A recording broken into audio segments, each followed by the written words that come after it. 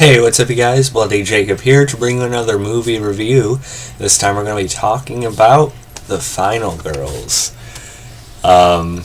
This is a movie that's been in my stack of movies I bought that I haven't watched, for quite a while. I always meant to, but for some reason I just have a lot of movies I haven't gotten to yet. But I'm trying to, get to them a little bit more often now, so hopefully that I actually do that over the next month or two. So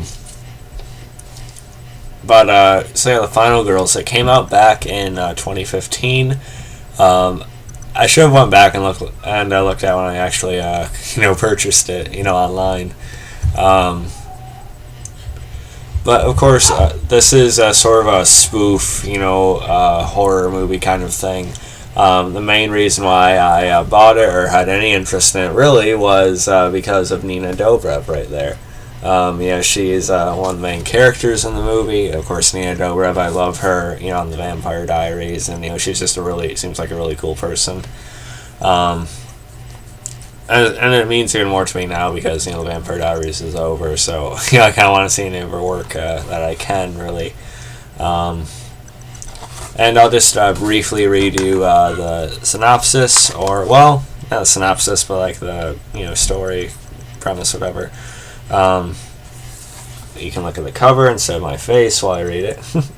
When Max and her friends reluctantly attend an anniversary screening of Camp Bloodbath, the infamous 80s horror film that starred Max's late mother, they are mysteriously sucked into the silver screen. They soon realize they are trapped inside the cult classic movie and must team up with the fictional and ill-fated camp counselors, including Max's mom as the Scream Queen, to battle the film's machete-wielding killer.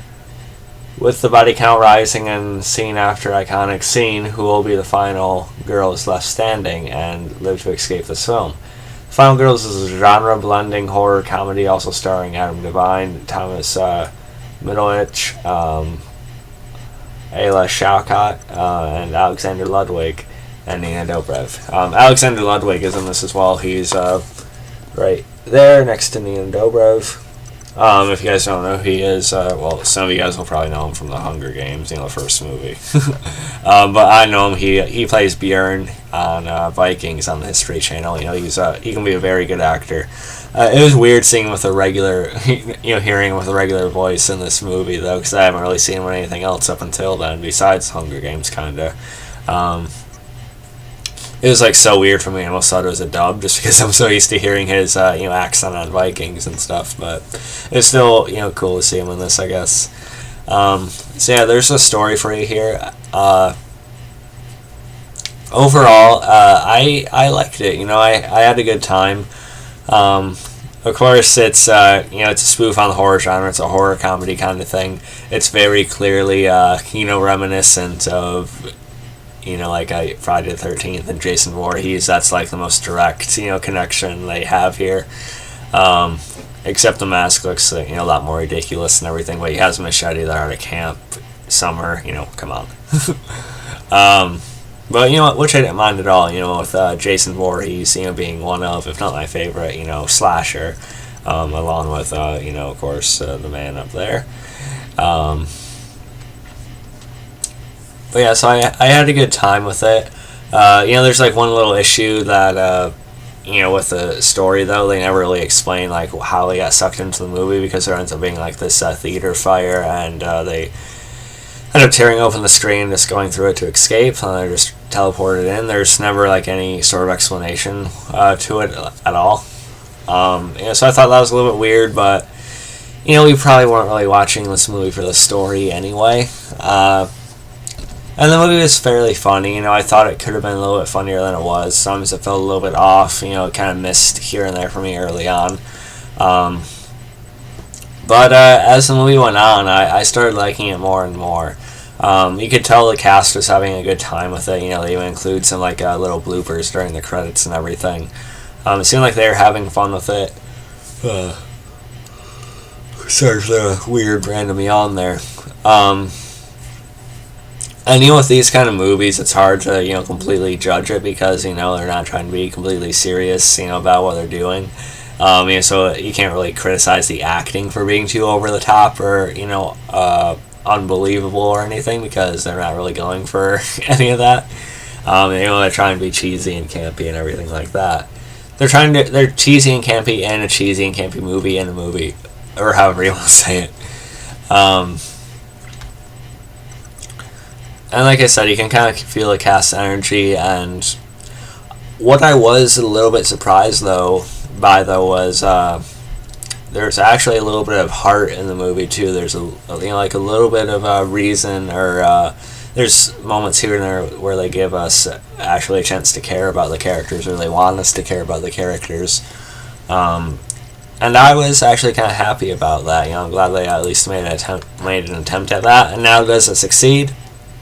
Kinda, yeah, actually it does a little. Taissa Farmiga, she plays Max, the girl who lost her mother and everything. And there are moments where she is actually pretty good, showing the emotion when she's talking to her, or her fictional character in this movie.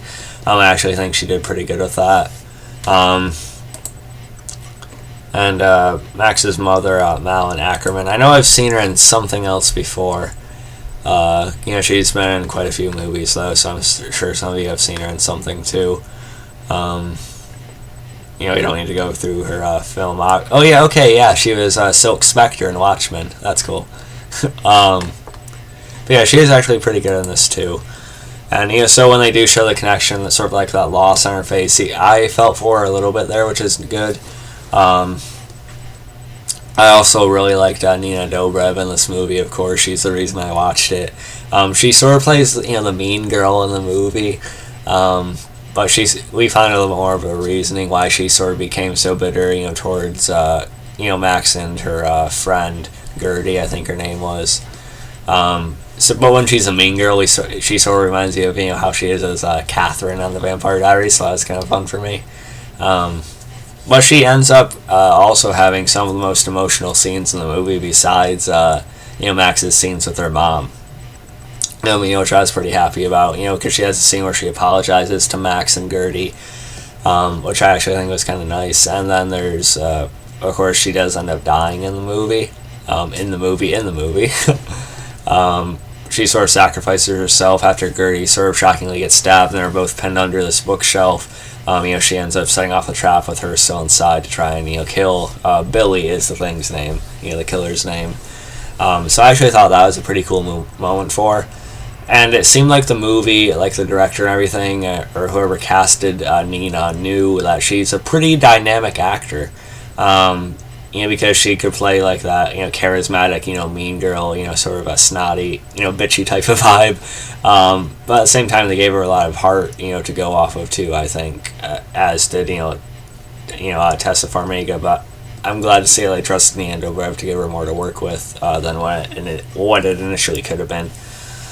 So I like that. Now there's no real parts of the movie that are actually scary. IGN's review, IGN actually gave it like a 7.9, which is nice. They should have given it an 8, I guess. But they said there's like light moments of creepiness, and I guess there is. Once in a while there's like a bit of atmosphere to it that I guess I liked a little, but nothing's really scary. And I guess this movie originally was going to be rated R, but it only ended up being rated PG-13. I think it would have helped if it was actually rated R, because it's just a little bit odd that they're in this classic slasher movie. There's not as much blood as there could be. You know what I mean? But it's all right. It wasn't like a huge movie killer, but I think it might have just added to it. And I guess the movie ended up being I think it was involved with Sony or something like that, or the studio is connected to. I think at first they were going for like New Line Cinema, but New Line Cinema wanted to cut down a lot of the character development and just make it a much even more basic movie than it is. So I'm glad they ended up getting more of a version they wanted, despite the rating. And everyone ends up getting killed except for Max and Alexander Ludwig's character. I was actually kind of glad to see him make it through. He's sort of the love interest in the movie, but they don't really go into it a whole lot. And, you know, the camp counselors, the fictional characters they run to in the movie are pretty funny too. I forget this. I think the names. One of the names was Paula. You know, she just ends up, you know, getting really, really. I don't know if she was drunk or just high or something like that, but I guess there's a lot of improv with her scene where that she's dancing and so, you know, sort of flashing herself to try and lure Billy out. And I guess a lot of it was actually improv when this fly comes in and everything. So that's pretty funny. Yeah, I think Paula was the one I was thinking of. Wait, no, Paula was supposed to be the final girl. Excuse me. And that's another funny thing about the movie. The final girl ends up getting killed, so I think they're screwed for a while. Yeah, okay. Yeah, so the one that was dancing and everything was Tina, played by Angela Trimbart. You know, she was kind of funny, I think. Or at least the scenes, you know, like that I told you about. So, yeah. But, you know, almost everyone ends up getting killed except for Max and Briggs, you know, Alexander Ludwig. Let's see.